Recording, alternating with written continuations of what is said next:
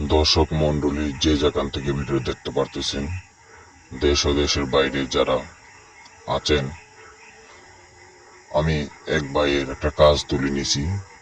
Saudi আরব থাকে উনি। 3 মাস হয়েছে বিয়ে করছে, ওনার বউ অন্য ছেলের সাথে চলে গেছে। ওনার স্ত্রীকে আনার জন্য একটা কাজ নিয়ে আসছি। আজকে শনিবার রাত সে কাজটা করব।